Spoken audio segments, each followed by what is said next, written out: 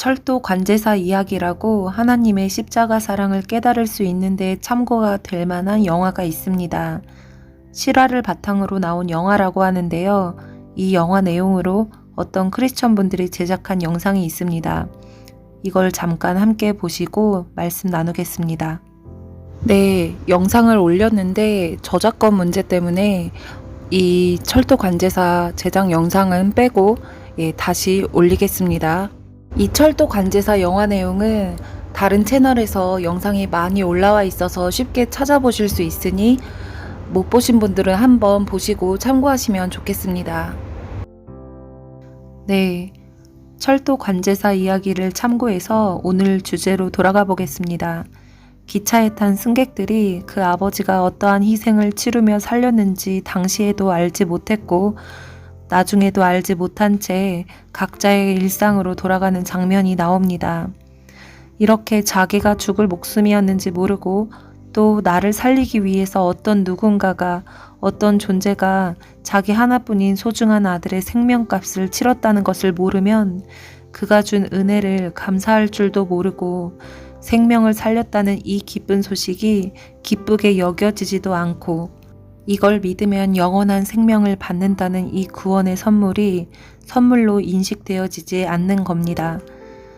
선물이라는 것은 내가 받을 만한 잘한 일을 했거나 합당한 이유가 있어서 받는 보상이 아니라 상대방이 그냥 주고 싶어서 대가성 없이 그냥 받는 거잖아요. 그런데 그 가치를 모르니 받을 필요를 못 느끼는 거죠. 이런 경우를 철도 관제사 속 승객들로 예를 들어보겠습니다. 기차가 끊겨 죽을 뻔한 걸 아들을 죽이면서까지 살렸다고요? 그게 말이 되나요? 그걸 저보고 믿으라고요? 저는 못 봤는데요. 그걸 어떻게 믿어요? 그런 당신을 믿고 사랑해야 구원받는다고요? 저 당신 없어도 잘 먹고 잘 살고 있으니 필요 없습니다.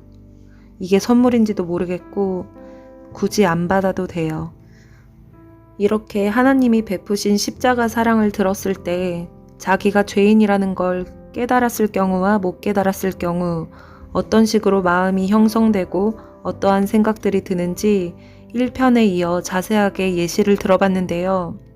그 이유는 물론 처음 복음을 접하시는 분들, 알아도 희미하게 알고 계시는 분들이 계실까봐 자세하게 풀어놓은 것도 있지만 이미 복음을 잘 알고 믿고 계시는 분들과도 함께 나누고 싶은 마음입니다.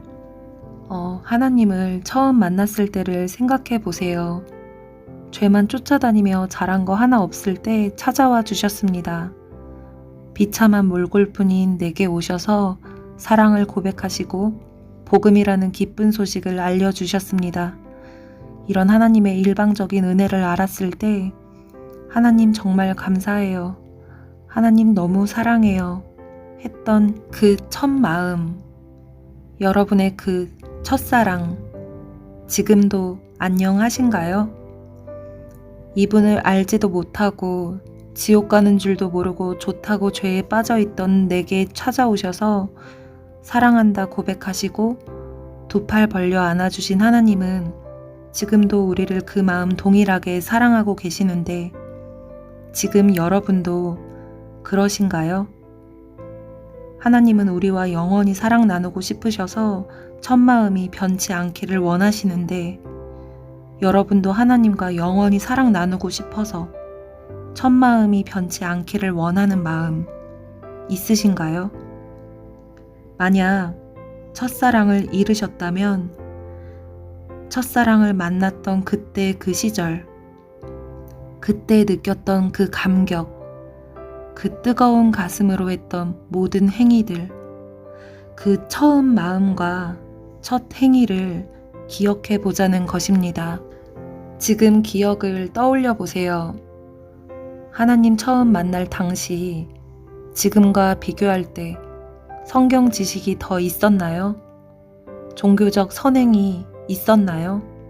그렇지 않죠.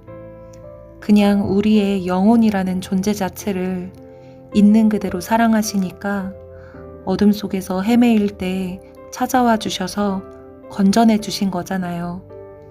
근데 그 감격과 감사와 자유함은 어디로 가고, 신앙생활을 하면 할수록 하나님 믿는 게 점점 어렵고 무겁게만 느껴지는 경험 해본 적 있으신가요? 분명 하나님을 모르던 시절 죄만 짓고 살던 내게 나타나 주셔서 사랑 고백을 해주신 첫 만남의 감격과 감사로 시작했는데, 교회 열심히 다니다 보니, 직분이 올라가며 헌신을 좀 하다 보니, 성경 공부하며 교리를 좀 알다 보니, 선한 열매를 위해 여러 가지 활동을 좀 하다 보니, 어느새 나도 모르게 첫사랑은 잃어버린 채 하나님을 마음으로가 아니라 머릿속 지식으로만 대하고 있지는 않은지, 교리만 따지며 교리 공식만 퍼즐 맞추기 하면서 교리 논쟁, 말놀이에만 빠져있지는 않은지, 자아, 나라는 존재, 내 자신을 더 착한 사람으로 만들기 위해 종교 생활을 하며, 잘 된다 싶을 땐 영적 교만, 잘 안 된다 싶을 땐 영적 열등을 오가면서 도닦기 수련을 하고 있지는 않은지 생각해 봐야 합니다. 내가 하나님에 대한 지식을 더 쌓거나 종교적 열심을 좀 내면 더 사랑해 주시고, 내가 좀 못하거나 부족하면 덜 사랑하시는 게 아닙니다. 하나님의 우릴 향한 사랑은 내 행위 자체에 달려 있지 않습니다. 하나님 스스로 정하신 강권적인 맹세입니다. 무엇을 맹세하셨나요? 우리를 사랑하는데 목숨 다해 사랑한다고 하나님께서 스스로 정하신 맹세입니다. 우리를 향한 무조건적인 절대적 사랑입니다. 내 영혼 있는 그대로를 사랑하십니다. 이 사실을 우리는 믿음으로 누리는 겁니다. 그리고 하나님께서는 우리에게도 그런 사랑 받기를 원하시는 것 뿐입니다. 서로의 존재함 자체를 기뻐하며 서로를 있는 그대로 사랑하며 서로를 깊이 깊이 알아가는 동행을 하고 싶으신 것 뿐입니다. 하나님과 진짜 동행하면 내 남편을 지식으로 아는 게 아니라 살 부대끼고 살며 남편의 실제를 알게 되는 것처럼 하나님이 어떤 분이신지 동행하면서 실제로 맛보아 알게 됩니다. 그리고 부부가 닮아가듯 하나님과 한 마음이 되어 진리를 따라 선한 열매를 맺게 됩니다. 여기서 오해하지 말으셔야 할 게, 우리를 있는 그대로 사랑하신다는 것을 죄 짓는 상태여도 문제 없겠네로 인식하시면 안 됩니다. 있는 그대로는 우리의 영혼이라는 존재 자체를 의미합니다. 내가 잘났고 못났고 뭘 잘했고 못했고 등 어떤 기준이 전혀 없이 내 존재 자체를 기뻐하고 사랑하시기 때문에 죄짓는 진흙탕에 뒹굴며 마귀에게 학대 고통받으며 지옥으로 끌려가는 걸 도저히 참으실 수가 없었기 때문에 바로 십자가 사건이 일어난 것이죠. 즉, 있는 그대로 사랑하신다고 해서 죄짓고 살아도 괜찮고 주님 안에서 성화되고 거룩해질 필요가 없다는 게 아닙니다. 하나님과 사랑 나누며 친밀한 동행 가운데 의의 열매를 맺으며 거룩해지는 것은 당연히 따라오는 결과입니다. 그래야만 마땅합니다.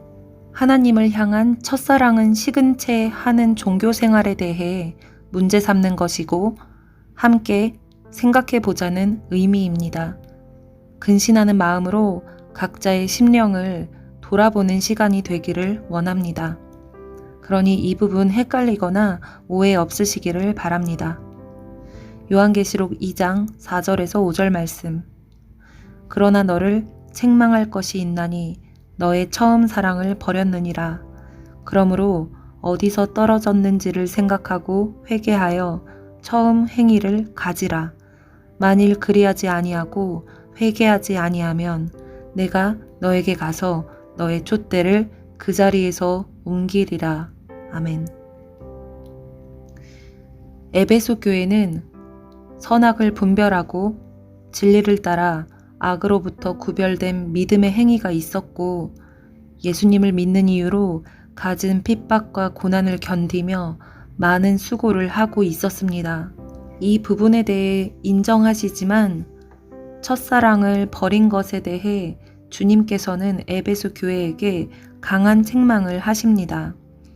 만일 첫사랑을 회복하지 않는다면 촛대를 옮기리라 하시는데 이 말씀은 단순히 축복의 차원을 옮기시겠다는 뜻이 아니라 구원을 이룰 것이라 말씀하시는 겁니다. 하나님 사랑하는 마음이 없이는 다른 수만 가지 선하고 옳은 모습이 있어도 구원을 이룰 수 있습니다.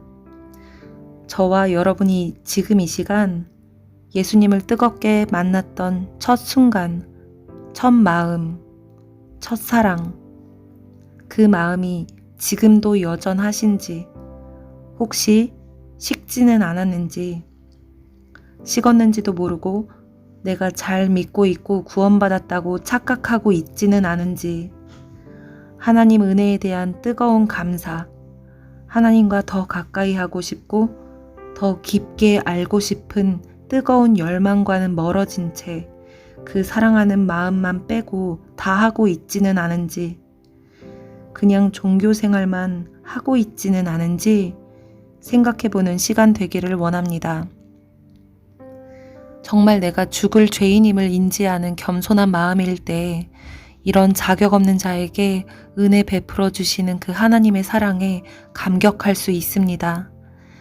신께서 육신의 몸을 입고 죽으신 이유가 나 같은 자를 당신의 반쪽으로 여겨 목숨 다해 사랑하기 때문이라는 걸 알면 내가 그런 사랑을 받는 존재라는 게 실제로 체감이 되면 충격적일 만큼 벅찬 감격이 터질 수밖에 없습니다.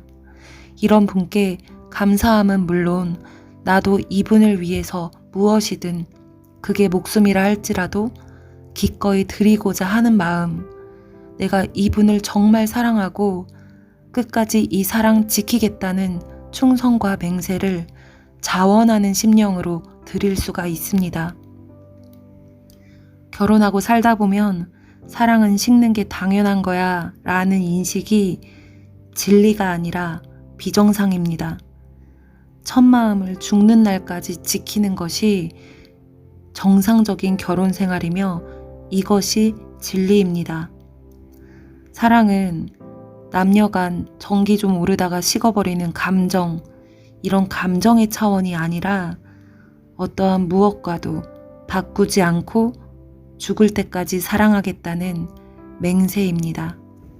지혜와 계시의 영을 부어주셔서 날마다 이 은혜를 잊지 않게 해달라고 주님께 간구합니다.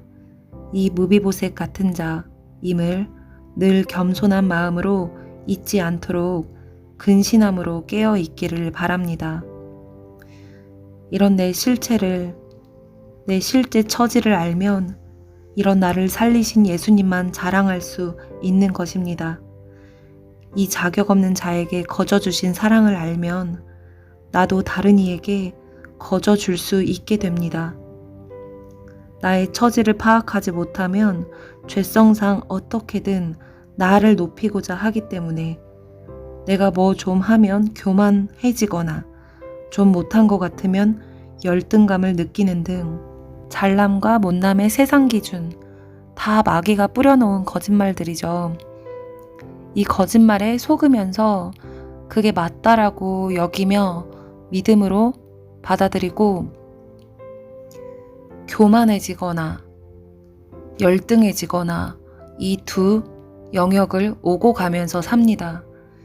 이게 둘 다 자기 숭배할 때 나오는 태도, 자기 숭배할 때 나오는 죄입니다. 주님보다 더 존귀히 여기는 게 있으십니까? 그렇다면 그것은 나 자신을 더 존귀히 여기고 계실 것입니다. 주님 외에 다른 것에 더 가치를 둔 게 있으십니까? 그렇다면 그것은 나를 위해 필요한 수단과 방법일 것입니다. 재물, 보물이 있는 곳에 너희 마음도 있으리라 말씀하셨습니다. 사람은 자신이 마음 두고 있는 곳에 물질을 쓰게 되어 있음을 말씀하신 겁니다. 마음으로 사랑하고 추구하는 것에 돈을 사용하게 되어 있습니다. 하나님과 재물을 겸하여 섬길 수 없다라고 딱 잘라서 말씀하십니다. 재물이라는 것을 콕 집어서 간단 명료하게 물어보십니다. 나는 너희를 사랑 나누는 존재로 만들었기 때문에 하나만 사랑하도록 만들었단다. 너희는 마음에 둘을 동시에 사랑할 수가 없어. 나니 재물이니. 디모데전서 6장 10절에 보면 돈은 일만 악의 뿌리라고 말씀하십니다. 일만 악이라는 것은 모든 악의 뿌리라는 말씀입니다. 재물은, 즉 돈은 나를 사랑할 때 필요한 필수 수단입니다. 하나님을 사랑하지 않으면, 하나님을 안 섬기면 돈을 사랑합니다. 즉, 돈 우상을 섬기게 되어 있습니다. 혹시 나는 돈 안 좋아하는데, 나는 아닌데 하시는 분 계신가요? 아직 조명이 안 되셨거나 실제 돈이 아니라고 할지라도, 돈이 아니더라도 추구하시는 바가 주님 외에 다른 것이라면, 주님이 아니라면 그게 어떤 거든 간에 최종적으로 추구하는 목적은 자신을 위한 수단과 방법과 계획일 겁니다. 나를 추구하는 것을 자아숭배라고 하고요.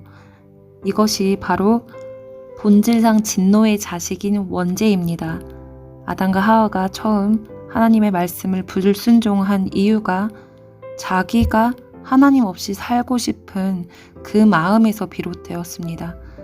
자기가 높임받고 싶고 자기가 하나님처럼 되고 싶은 그 마음, 하나님 없이도 자기 힘으로 살고 싶은 그 마음, 다 내가 주인된 삶을 살고 싶은 그 마음, 그것이 뿌리죄입니다. 혹시 나에게 무엇이 우상인지, 내가 뭘 사랑하고 추구하는지 모르겠는데 하시는 분 계신가요? 쉽게 찾을 수 있는 방법은 24시간 하루 중 내가 가장 신경을 많이 쓰고 마음 쓰고 생각을 많이 하고 있는 게 무엇인지, 돈을 주로 어디에 쓰고 있는지 생각해 보시면 됩니다. 디테일하게까지는 안 돼도 어떤 우상이 있는지 큰 카테고리 정도는 쉽고 간단하게 파악할 수 있습니다. 지금 이 순간에도 어떻게든 주님 아닌 다른 것을 추구하는, 어떻게든 내 존재가 죽기 싫어서, 어떻게든 내 존재를 살리고 싶어서 핑계거리를 찾고 뒤져보고 있는 나를 주님이 더 잘 아십니다. 생명 다해 사랑해서 도저히 못 죽이는 나, 이런 자아를 위해, 내 마음을 위해, 내 자존심을 위해, 내 상황을 위해, 내 건강을 위해, 내 외모를 위해, 내 직장을 위해, 내 명예를 위해, 내 이미지를 위해, 내 돈을 위해, 내 재산을 위해, 내 꿈을 위해, 내 가족을 위해, 내 거, 나의 뭐 나 거리며 어떻게든 죄만 추구하는 나라는 틀에서 못 벗어나고 죄의 쳇바퀴를 돌며 마귀에게 합법적으로 학대를 당하고 있던 영혼들, 이런 죄인들을, 이런 나를 사랑한다고 맹세하시고 살리기로 작정하신 하나님의 구원 계획과 실행은 그 어느 누구도, 하늘 영광도 막지 못했습니다. 온 우주를 창조하신 하늘의 왕이, 만왕의 왕께서 먼지보다 못한 피조물인 인간을 살리려 영광의 하늘 보좌를 버리시고 재물이 되어 사람의 몸으로 태어나셨습니다. 냄새나고 더러운 마국간이라는 가장 낮은 곳으로 오셔서 몸이 피범벅되도록 찢겨지고 십자가에 못 박혀 죽으실 때까지 멸시와 천대와 사기꾼, 귀신 들린 미친 자 취급을 받으시면서 묵묵히 견디고 완성하신 이 십자가 사건은 천사도 경악할 일이었습니다.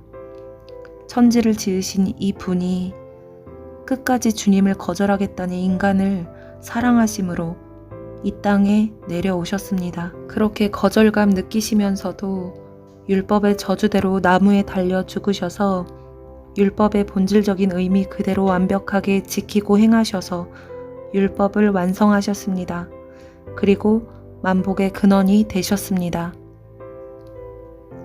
그 어떠한 것도 주님의 우릴 향한 사랑을 막을 수 없었습니다. 이런 분께 무엇을 못 드리겠습니까? 이런 주님을 그 무엇과 바꿀 수 있겠습니까? 없습니다. 이미 주님은 우리에게 모든 걸 다 내어주셨습니다. 만복의 근원이신 자신 자체를 주셨습니다. 이분을 누리는 건 우리 자유의지에 맡겨 놓으셨습니다. 받을 자격 없는 자에게 만복의 본체이신 주님 자체를 우리에게 주셨는데 뭘 더 바라겠습니까? 더 바랄 것이 없는데도 우리 주님은 선하신 분이라, 사랑이 풍성하신 분이라 하나님 안에서 동행하면 이런저런 복을 풍성히 더해주시는 분이십니다. 이분 자체를 누리는 것이 우리의 만복인데 이미 주님과 하나 된 것만으로도 감사가 넘칠 뿐인데, 사랑하는 자녀 떡 하나 더 주고 싶은 그 마음, 사랑하는 아내에게 하나라도 더 챙겨주고 싶은 마음 뿐이신 분입니다. 하나님 자신을 내게 주셔서 나는 하나님 자체를 누려서 하나님이 나와 함께 하신다는 것만으로도 감지덕지한데, 그것도 모자라 나에게 유익한 복, 필요한 것을 때에 따라 공급하시고 한없는 복을 주십니다.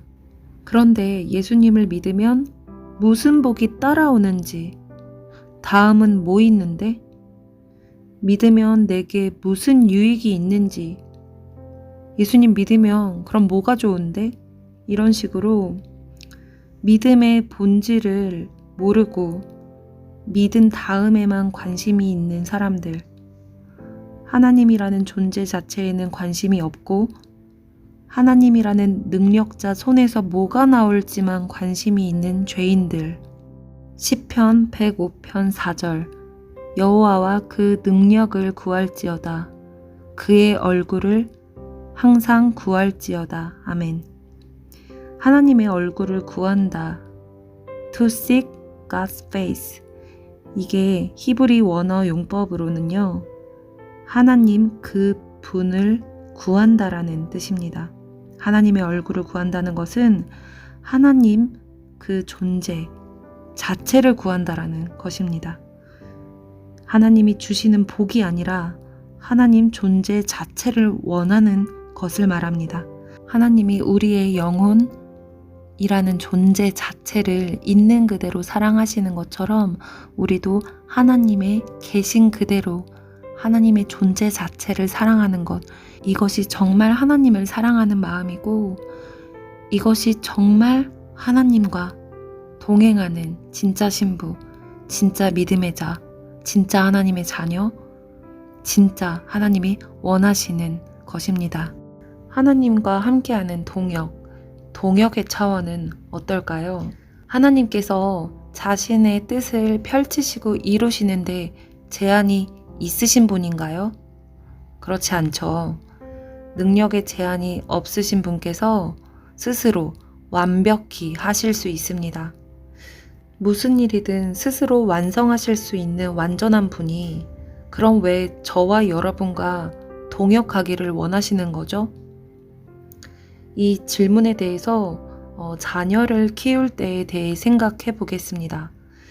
만약 3살짜리 어린 자녀가 자기가 집안 청소를 하겠다고 나서면 사실 애 없이 혼자 하는 게 가장 쉽고 빠르고 정확하고 깔끔하게 되죠.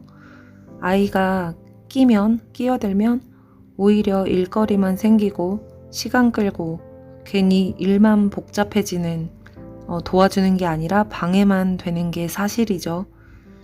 이건 뭐 계산기 두드려 볼 필요도 없이 아이와 같이 하는 것보다 혼자 하는 것이 효율성이 더 좋습니다.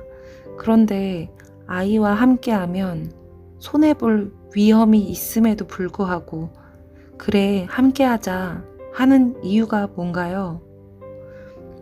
바로 아이가 사랑스러워서, 아이와 함께하는 시간이 소중해서, 같이 놀아주며 사랑 나누고 싶어서이죠.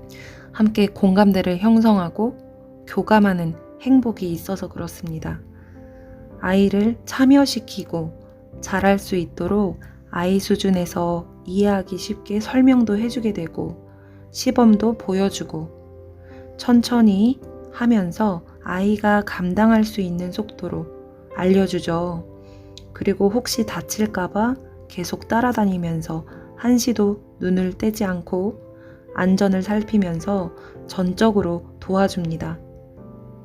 이 과정에서 아이가 10분의 1도 안 되는 자그마한 일을 해냈을 때 기뻐하며 박수 쳐주면서 아이에게 유익할 만한 선물도 주게 되죠. 잘했다 칭찬하며 꼭 껴안아 줍니다. 하나님께서도 다 하실 수 있음에도 우리 기도를 받고 싶으신 것과 또 함께 동역하고 싶으신 것도 이 부모의 심정과 같다고 생각을 합니다. 그저 나랑 사랑 나누는 게 좋으셔서, 나랑 뭐든 공유하고 교감하고 싶으셔서, 아내와 함께하는 동행 자체가 즐거우셔서 함께하자고, 동역하자고 참여시켜주시는 그분의 일에 끼워주시는 차원입니다. 그래서 하나님께 우리가 뭘 돕는다, 도울 수 있다, 보탬이 된다 라고 생각하는 건 정말 엄청난 착각입니다. 이분이 능력이 모자라서 우리의 도움이 필요하신 분이 아니세요. 오히려 이분의 일에 3살 아이처럼 방해만 될 수 있는 어설픈 인간이 주님의 거룩하신 일에 동참한다는 것 자체가 영광스러운 건데, 자녀가 예쁜 마음으로 열심히 하는 걸 보면 흐뭇하고 뭐 하나라도 더 주고 싶은 부모의 마음처럼 주님 뜻대로 행하는 자녀의 모습이 기쁘고 좋으신 하나님께서 이 자녀에게 가장 좋은 것, 자녀가 필요한 것을 알아서 챙겨주시는데요. 마태복음 18장 18절 말씀, 내가 천국 열쇠를 너에게 주리니 너가 땅에서 무엇이든지 매면 하늘에서도 매일 것이요 너가 땅에서 무엇이든지 풀면 하늘에서도 풀리리라. 아멘. 영이 잘 되면 범사가 형통하다는 의미를 내포하고 있습니다. 이렇게 하나님을 만나고 동행하면서 함께 동역하면서 하늘과 땅에 매인 것들이 풀어지며 그 여러 가지 기적과 체험을 할 수 있는데요.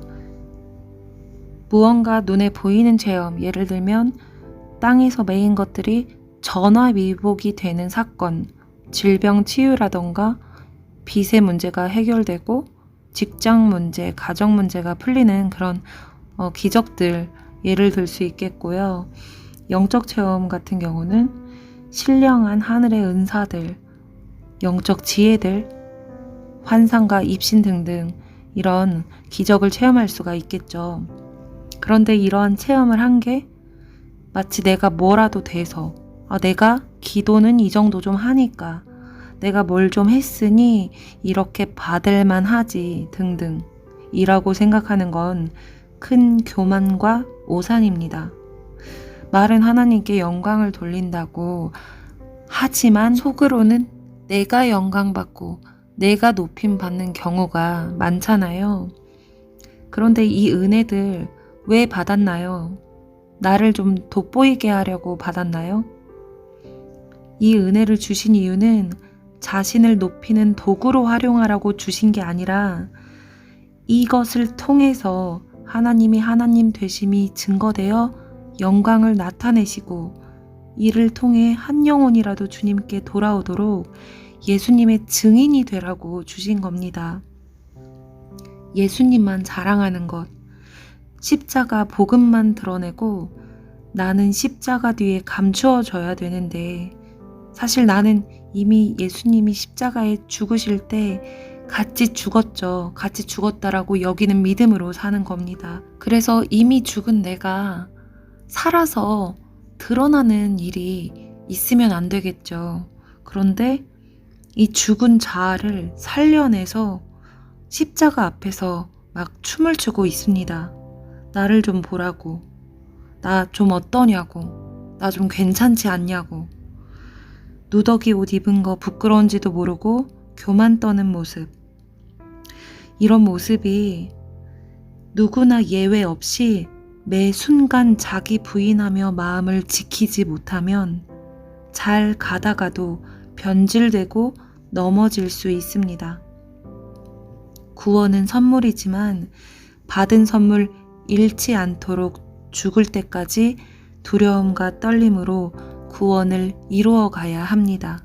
믿음의 승리로서 맛보는 하나님의 능력과 기적과 은혜와 선물.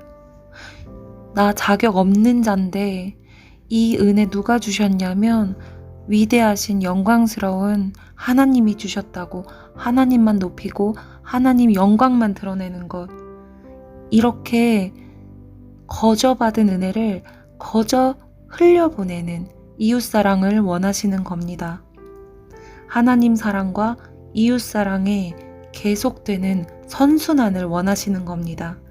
고린도전서 1장 27절에서 31절 말씀은 표준 세번역으로 읽겠습니다. 그런데 하나님께서는 지혜 있는 자들을 부끄럽게 하시려고 세상의 어리석은 것들을 택하셨으며 강한 것들을 부끄럽게 하시려고 세상의 약한 것들을 택하셨습니다. 하나님께서는 세상에서 비천한 것들과 멸시받는 것들을 택하셨으니 곧 잘났다고 하는 것들을 없애시려고 아무것도 아닌 것들을 택하셨습니다. 이리하여 아무도 하나님 앞에서는 자랑하지 못하게 하시려는 것입니다. 그러나 여러분은 하나님의 자녀로서 그리스도 예수 안에 있습니다. 그는 우리에게 하나님으로부터 오는 지혜가 되시며 의와 거룩함과 구원이 되셨습니다. 그것은 성경에 기록되어 있는 바 누구든지 자랑하려거든 주님을 자랑하라 한 대로 되게 하시려는 것입니다. 아멘. 아무 육체도 하나님 앞에서 자랑하지 못하게 하려 하심이라. 하나님을 뜨겁게 만나 많은 은혜를 받은 후 많은 사람들에게 선한 영향력을 끼치고 통로로서 영혼 구원을 하고 주님께로 정말 많은 영혼을 인도하고 정말 믿음의 본이 되도록 건강하게 잘 가시던 분이 인기와 명예와 부를 가지면서 어느새 받은 것들로 교만해져서 어느새 자기가 높임받고 하나님 영광을 가로채는 경우가 얼마나 많은지 보게 됩니다. 분명 성령으로 시작했지만 육으로 끝맺으시는 유명하신 분들을 많이 보게 됩니다. 항상 이 자아의 죄성, 자기를 추구하여 악을 용납하고 타협하고 합리화하면서 변질 노선을 타는 것과 자기가 드러나길 바라는 교만한 마음, 이것을 그 누구도 예외 없이 매 순간 조심하는 마음으로 근신하며 깨어 있어야 합니다. 야고보서 4장 6절 하나님이 교만한 자를 물리치시고 겸손한 자에게 은혜를 주신다고 말씀하십니다. 겸손만이 은혜 받을 만한 자격 조건입니다. 정말 이 겸손이 유일한 조건입니다. 하나님 은혜가 끊기면 하루아침에 미혹의 길로 갈 수 있습니다. 아니, 가게 됩니다. 왜냐하면 은혜가 뭔가요? 진리를 깨닫게 하는 지혜이죠. 모든 진리 가운데 인도해 주시는 그 하나님을 계시해 주셔서 우리가 그 하나님을 깨닫게 되고 알게 되고 믿게 되면서 계속해서 진리의 길로 갈 수가 있는 것인데 그게 은혜인데 그 진리를 깨닫게 되는 그 지혜가 막혀버리면 한순간에 알던 것도 모르게 됩니다. 치매 환자 되는 거 순식간입니다. 1 더하기 1은 2라는 거 정말 이걸 까먹을 수는 없을 것 같죠. 그런데 하나님의 은혜가 끊기면 1 더하기 1이 뭔지 모르게 될 수 있는 거랑 같습니다. 내가 나 된 것은 다 주님의 은혜입니다. 내가 지금 깨닫고 있는 영적 원리, 진리, 선악 분별은 다 하나님께로부터 온 지혜의 영역입니다. 지식이 아닙니다. 하나님이 계시해 주셔서 영으로 깨닫게 해주신 지혜입니다. 내 지식, 내 거가 아닙니다. 하나님이 은혜 공급을 멈추시면 내일 아침에 배도자의 길을 갈 수 있습니다. 오늘 분별되었던 것이 내일 갑자기 혼란스럽고 의심이 될 수 있습니다. 1 더하기 1은 2라는 거, 그게 내 지식이나 내 거가 아니라 정말 하나님으로부터 온 계시이고 하나님의 지혜이고 하나님이 주신 은혜라는 그 사실을 잊지 않고 겸손한 마음으로 계속 은혜를 간구하는 그 태도를 취하지 않으면, 즉 내 거라고 인식하고 내 지식이라고 내가 좀 안다라고 교만해져 버리면, 그 교만함으로 하나님의 은혜가 끊긴다면 1 더하기 1이 정답이 뭔지 정말 모를 수 있습니다. 여러분, 이거 정말 깨달으시길 바랍니다. 하나님께서 은혜를 끊으시는 자는 바로 교만한 사람입니다. 잠언 16장 18절에 교만은 패망의 선봉이요 거만한 마음은 넘어짐의 앞잡이니라 하셨습니다. 교만하고 거만한 마음은 반드시 패망하게 되어 있고 넘어지게 되어 있습니다. 야고보서 4장 6절, 하나님이 교만한 자를 물리치시고 겸손한 자에게 은혜를 주신다고 말씀하셨습니다. 겸손한 것만이 은혜를 받을 자격을 갖게 됩니다. 하나님께서 은혜를 베풀어 주실 수 있는 유일한 열쇠입니다. 그리하여 모든 진리 가운데 인도해 주심으로써 우리가 구원의 길을 갈 수 있는 것입니다. 다시 강조해서 말씀드리고 싶습니다. 내 주제 파악이 되어야 겸손해질 수 있고, 그 십자가 사랑, 그 기쁜 소식, 그 복음이 깨달아지면서 감격하고 감사로 받아들이게 됩니다. 이것이 구원입니다.